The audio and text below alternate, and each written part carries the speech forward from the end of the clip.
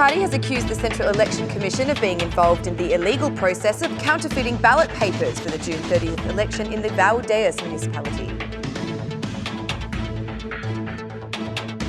Economic experts are concerned by the problems raised in the report by the US State Department on the Albanian economy, with experts Adrian Civici and Enrico Secco asserting the findings will directly impact foreign investment.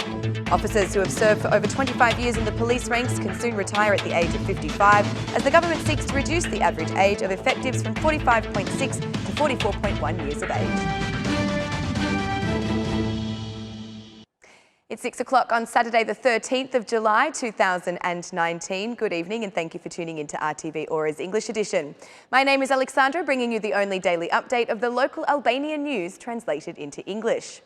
The Democratic Party published several documents claiming that the Valdez municipality has conducted voting using ballot papers of an unknown origin. The scandal we want to denounce today is about illegal voting in the Valdez municipality.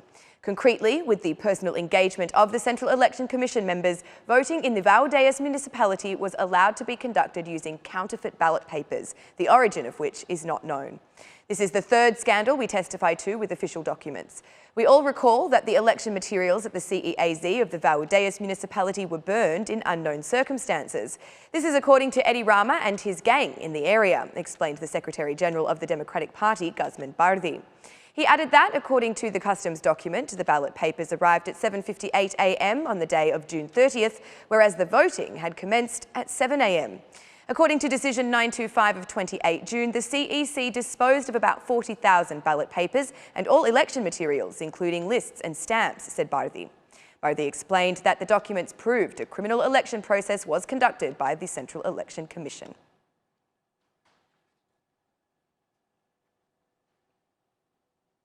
Corruption and clientelism are severely damaging the Albanian economy.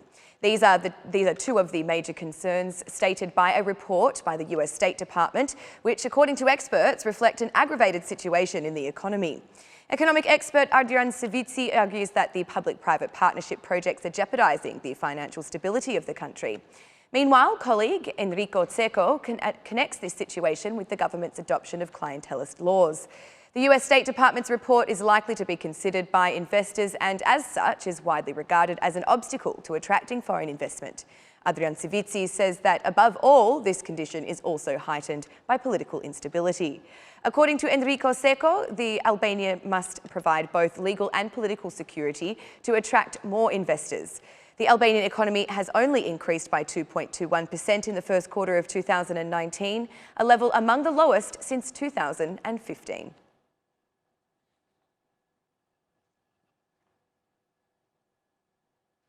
The Democratic Party says 3 consecutive reports, that of the US State Department, the Monetary Fund and the European Union report, have classified Albania as the most corrupt Balkan country. Former Democratic Party MP Yuri Tabaku said that the current government has caused Albania to consistently rank as the first in the region for corruption and the last for the welfare of citizens. Today, Albania is a country without law, without rules and without justice. In Albania, a single man reigns. All power is in the hands of Edi Rama. He controls the assets and money of the Albanian people, said Yuri Tabaku.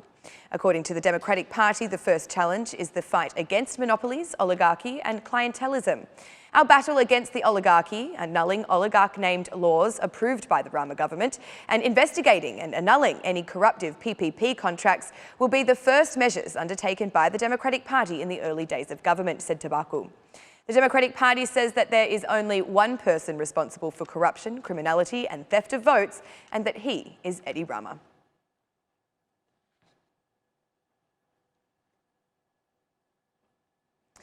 Even though we are in the middle of the tourist season, there are still subjects on the beaches of Leisure who are not implementing the law regarding lifeguards.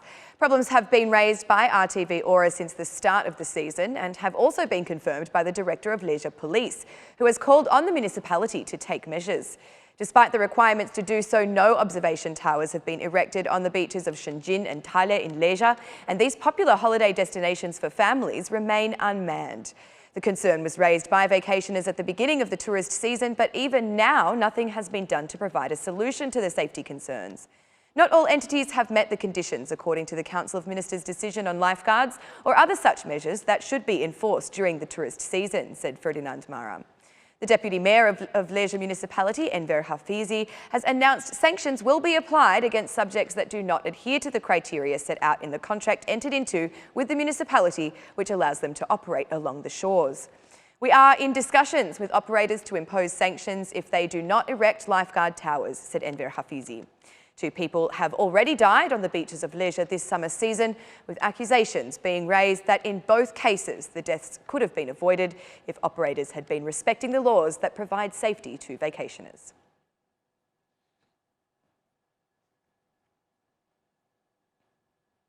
Effectives who have 25 years of service in the State Police will soon be able to benefit from early retirement at the age of 55. According to a draft law, the pre-retirement fund will be as much as 65% of the net average wage, and the goal is to reduce the average age of employees from 45.6 years to 44.1 years of age. The changes predict that for each year over 25 years of work, the average wage increase is 1%, with the condition being the limit of 75% of the net salary. For the head of police union, Sadatin Fishta, this draft law has been long awaited by the police officers. It has been suggested that once the draft has been approved, about 30% of the force will apply for the early retirement pension. On the other hand, according to the head of the police union, the draft law still needs some significant improvement because other acts that may be valid should be added. The head of the police union has commented for RTV Ora on the vetting of the police ranks, explaining that the process should be transparent, especially for senior police directors.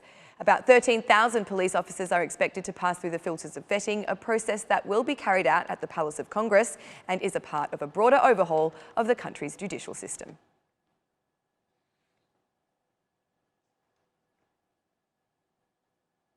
The President of the Republic of Albania, Ilir Meta, has been awarded in Venice with the international prize, the Golden Lion. The award was given in honouring his contributions to promoting democracy and political pluralism, strengthening peace and stability in the Balkans, promoting coexistence and religious harmony, and for strengthening Italian-Albanian relations. President Meta, in the presence of the Venetian local authorities who endorsed this award, said the following: "This is an award that is primarily dedicated to the Albanian people, especially the Albanians of Italy, from those who came to Italy centuries ago to today's Albanians, for workers, students, and for all Albanian families. This is an award that goes to the thousands of Italians who have lived and worked in Albania for years, entrepreneurs, students, professionals. This award is a symbol of Italian-Albanian friendship, a unique and inseparable friendship.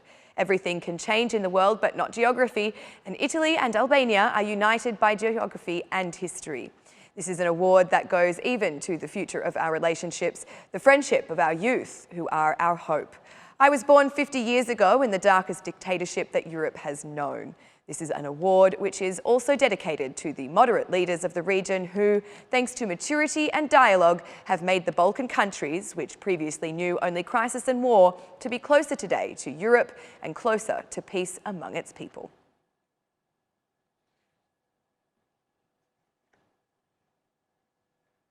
The increase in the customs tariff from 10% to 100% has reduced the import of products originating from Serbia and Bosnia and Herzegovina to Kosovo.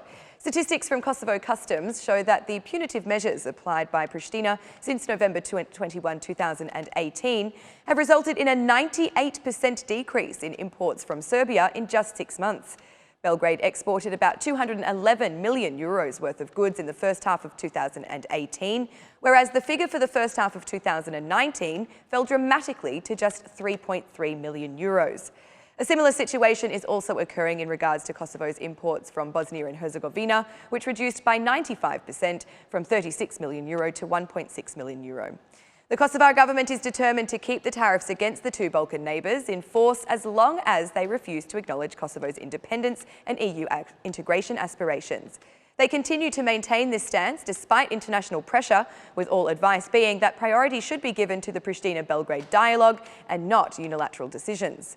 The stalemate reached in regards to both the tariffs and the recognition of the Kosovar state are attributed as the cause for the failures of the summit in Paris, for which France and Germany were offered as mediators. Belgrade has pledged that it will not sit at a table with Pristina unless the trade barriers are removed, and have announced reciprocity in the near future. And that's the news across the country today. Thank you for watching our English edition this evening, and be sure to join us again every Monday to Saturday at 6 p.m. for the latest news from Albania. Once again, on behalf of RTV Ora, thank you and have a lovely weekend.